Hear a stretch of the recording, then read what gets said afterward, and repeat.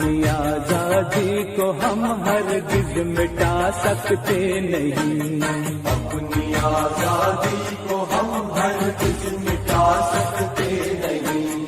Sir कटा सकते हैं लेकिन सर झुका सकते नहीं, सर झुका सकते। 15 अगस्त 1947 को भारत से अंग्रेजी हुकूमत का अंत हुआ, जिसकी यादगार में हम स्वतंत्रता दिवस मनाते हैं। स्वतंत्रता अर्थात स्व का राज्य।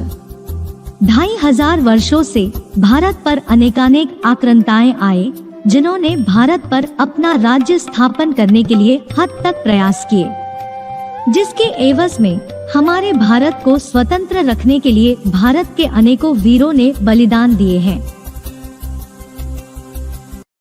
समय के आदि से संसार में जितने भी युद्ध हुए हैं, उनका मुख्य उद्देश्य था स्वतंत्रता। सूर्यवंशी क्षत्रिय श्री राम ने दुराचारी रावण के अत्याचार से समग्र संसार को मुक्त कराने के लिए देवासुर संग्राम में देवों ने असुरों से मुक्ति प्राप्त करने के लिए, महाभारत में पांडवों ने कौरवों के अन्याय से मुक्ति प्राप्त करने के लिए और 1857 की क्रांति में स्वतंत्रता सेनानियों ने भारत को परतंत्रता की बेड़ियों से मुक्त कराने के लिए निर्णायक युद्ध लड़े। यदि आप लोग बोले गए वाक्यों को ध्यान से सुने होंगे तो एक ही शब्द का उल्लेख बारंबार किया गया है। वो शब्द है मुक्ति, जिसका सीधा और सहज अर्थ है स्वतंत्रता। परंतु जिस स्वतंत्रता दिवस को हम इतने हर्ष और उल्लास से मनाते हैं, क्या यह वास्तविक स्वतंत्रता दिवस है? गीता में भी लिखा है कि स्वधर्मे निधनं श्रेयः पर धर्मो भयावह। आज हमें अंग्रेजी हुकूमत से आजादी तो मिल गई, किंतु भारत के ही कुछ लोगों ने इसे एक नई किस्म की जंजीर में जकड़ दिया। ये जंजीर है विकारों की, भ्रष्टाचार की, जातिवाद की, परस्पर वैमनस्य की, कुरीतियों की। तो क्या हम इन 5 विकारों रूपी गुलामी से आजाद है?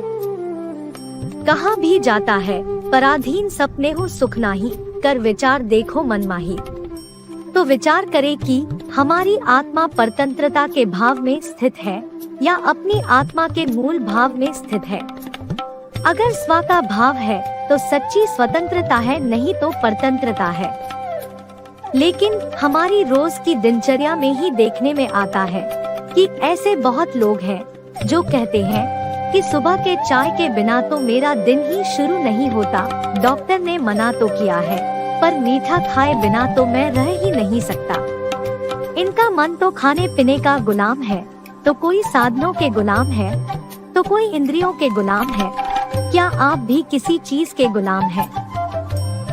जबकि हम खाने पीने, लोगों के, साधनों के, अपनी इंद्रियों के गुलाम हैं, तो हम खुद को स्वतंत्र कैसे कह सकते हैं? पहले तो अपने इन गलत आदतों से आजादी पानी है। वो आजादी कैसे मिलेगी? एक राज्यों की है, जिससे हमें स्व पर राज्य करने की शक्ति मिलती है। तो आइए जानते हैं कि सच्ची स्वतंत्रता का अर्थ क्या है। सबको ये बताना है कि तुम रावण की जेल में पड़े हुए हो।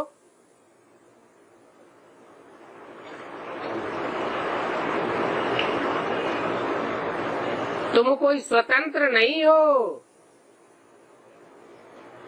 सब बंधन में हो। कहते भी हैं कि हमको स्वतंत्रता मिले,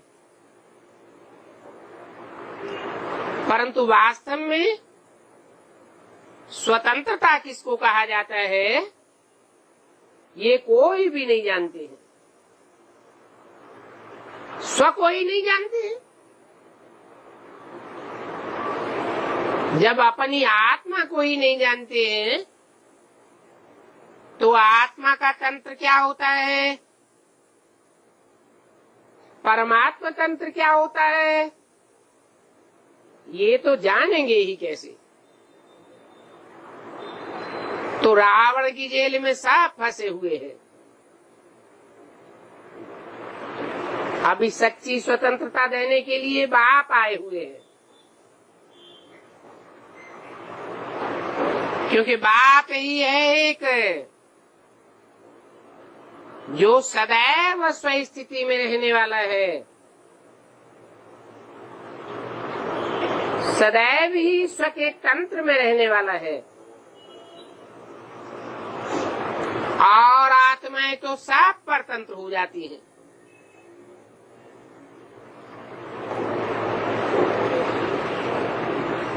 रावण की जेल में परतंत्र होकर के पाप ही पाप करती रहती है। तो सच्ची सच्ची आजादी कौन सी है, वो लोगों को बताना चाहिए। साथ ही एक और गौर करने योग्य बात यह भी है कि वंदे मातरम कह के हम जिस भारत माता की वंदना करते हैं, क्या वो माता के साथ पिता नहीं है? क्योंकि हमारे भारतीय सभ्यता में तो सधवा की पूजा की जाती है। क्या यह भारत जिसका हम जिक्र बार बार करते हैं वो कोई सिर्फ स्थूल जड़ जमीन का टुकड़ा है? इसके उत्तर में माननीय श्री अटल बिहारी वाजपेयी जी ने कहा था। अटल बिहारी वाजपेयी जी ने शायद ये कहा था कि भारत कोई भूमि का टुकड़ा नहीं है, ये जीता जागता राष्ट्र पुरुष है।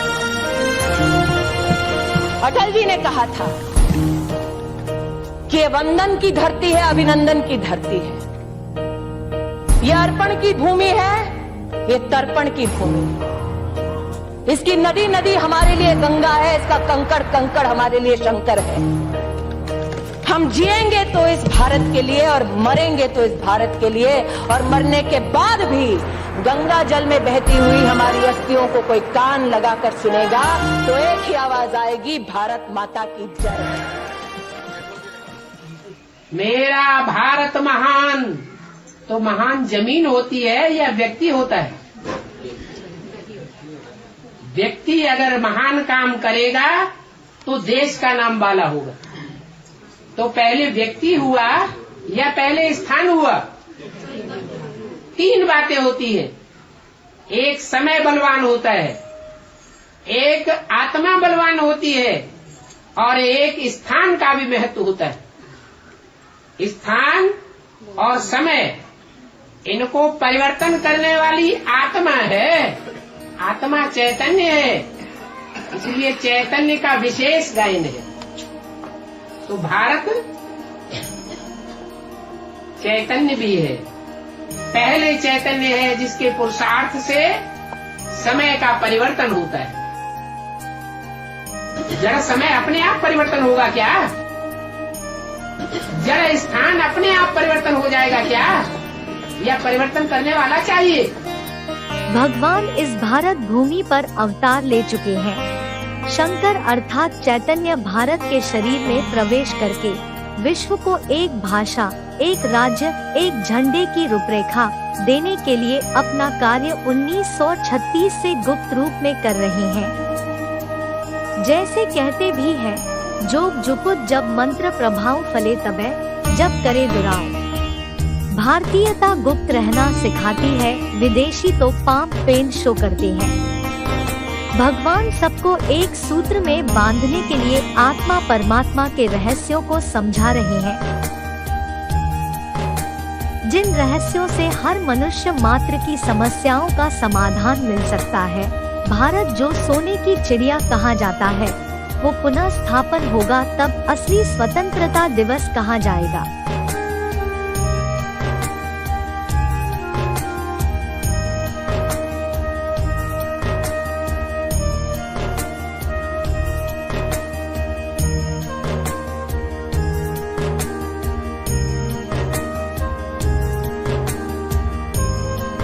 जिस प्रकार भारत के स्वतंत्रता संग्राम में राष्ट्रपिता का विशेष योगदान माना जाता है, ऐसी ही हर एक आत्मा को सच्ची स्वतंत्रता दिलाने के लिए विश्व पिता आध्यात्मिक ज्ञान की नींव डालते हैं।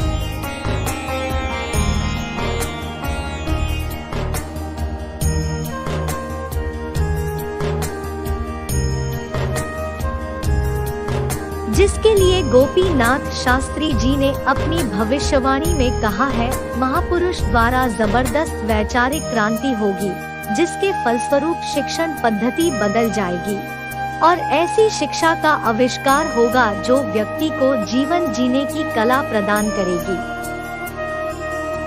नए क्षेत्रों का विज्ञान का विस्तार होगा जिसका नेतृत्व भारतवर्ष का एक ऐसा धार्मिक संगठन नेतृत्व करेगा जिसका मार्गदर्शक स्वयं भगवान होगा। हम बड़े खुशी से गाते हैं, झंडा ऊंचा रहे हमारा, विजय विश्व तिरंगा प्यारा, इसकी शान न जाने पाए, चाहे जान भले ही जाए, विश्व विजय करके दिखलाएं, तब होए प्रण पूर्ण हमारा, झंडा ऊंचा रहे हमारा, विजय विश्व तिरंगा प्यारा। तो कौन होगा हमारा मार्शल जो दिलाएगा हमें विश्व विजय? ये कोई स्थूल कपड़े के झंडे की बात नहीं है, लेकिन 3 शरीर रूपी वस्त्र है जो भगवान शिव के विश्व परिवर्तन के कार्य में विशेष सहयोगी बनते हैं। झंडे के 3 रंग 3 आत्माओं के कार्य को दर्शाता है। पहला है केसरिया रंग। यह रंग शंकर के कार्य को दर्शाता है जिन्होंने आध्यात्मिक ज्ञान द्वारा सारे संसार में क्रांति कर दी। दूसरा है सफेद रंग जो विष्णु की पवित्रता का सूचक है। पवित्रता से हर कार्य संभव है। विष्णु की प्यूरिटी से ही वो आध्यात्मिक संगठन बनता है जो भगवान के इस विश्व परिवर्तन कार्य को आगे बढ़ाता है। तीसरा है हरा रंग जो ब्रह्मा के कार्य को सूचित करता है। ब्रह्मा द्वारा भगवान वो ज्ञान देते हैं जिससे स्वर्ग जैसे सुनहरी दुनिया का फाउंडेशन पड़ता है। ये 3 मूर्तियां ही चैतन्य भारत का कोट ऑफ आर्म्स कही जाती है। जब भी किसी शुभ कार्य की शुरुआत की जाती है तो उसको संपन्न होने में समय तो लगता ही है। जैसे भारत के स्वतंत्रता सेनानी ही है जो इतने बलिदानों और लंबे संघर्षों के उपरांत हमें आजादी का अमृत महोत्सव दिखला पाए, ऐसे ही विश्वपिता जो अपने छोटे छोटे मुट्ठी भर साधारण लोगों के साथ असल स्वतंत्रता दिलाने के कार्य का फाउंडेशन डाल चुके हैं, उसमें भी हमें कई मुश्किलातों का सामना करना पड़ेगा। लेकिन वो दिन अभी ज्यादा दूर नहीं है। 100 साल के इस डायमंड युग के भी बहुत साल बीत चुके हैं। अभी थोड़े में भी थोड़ा ही समय बचा है जिनमें इन 3 मूर्तियों के द्वारा इस पुरानी कलयुगी संघर्ष वाली दुनिया का परिवर्तन होकर नई स्वर्णिम सतयुगी सुखी दुनिया का आगमन होगा। उस भारत का ही शास्त्रों में गायन है। जम्बू द्वीपे भारत खंडे, जिसकी एवरेस्ट चोटी पर एक पुरुष दिखाई देगा जिसको बहुत पहले ही कवि ने अपनी रचना में अंकित किया था।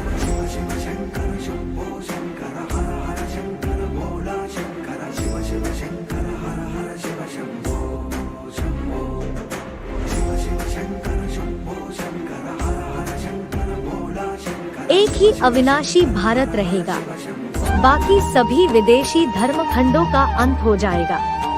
उस दुनिया में हर आत्मा स्वतंत्र होगी, कोई परतंत्रता का नामो निशान नहीं होगा। उसी समय का गायन है।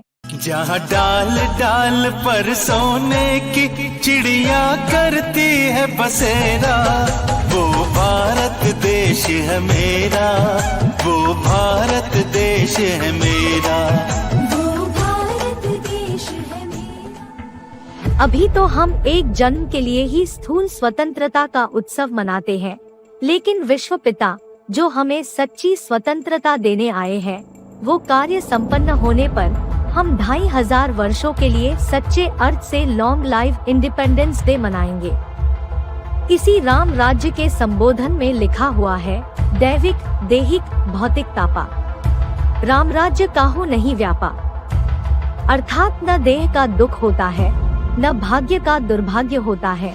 भौतिक तापा माने न हवा जोर से चलती है और न ही भूकंप आते हैं। वहाँ प्रकृति भी सुखदायी होती है। राम राज्य में तो शेर बकरी भी एक घाट पानी पीते हैं। ऐसा पवित्र वातावरण रहता है। राम राज्य में यथा राजा तथा प्रजा, अर्थात राजा प्रजा का पालन बच्चे के रूप में और प्रजा राजा को पिता की दृष्टि से देखती है। तो क्या ऐसे नजारा है हमारे भारत देश का?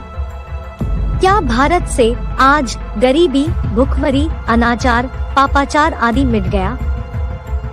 आप स्वयं विचार कीजिए, भारत को राम राज्य बनाने के लिए क्या करना चाहिए? कहाँ भी जाता है हम बदले तो जग बदले। स्व परिवर्तन से विश्व परिवर्तन। तो स्व परिवर्तन कैसे करें? कैसे अपने को गुलामियों से मुक्त करके सही अर्थ से स्वतंत्रता मनाएं? अधिक जानकारी के लिए संपर्क करें आध्यात्मिक विश्वविद्यालय, ब्लॉक ए 351-352 विजय विहार, phase 1, Rithala, Delhi 110085। Mobile number 9891370007, 9311161007। Email a11spiritual1@gmail.com। YouTube AIVV। Website tbks.info। आध्यात्मिक-विद्यालय.com।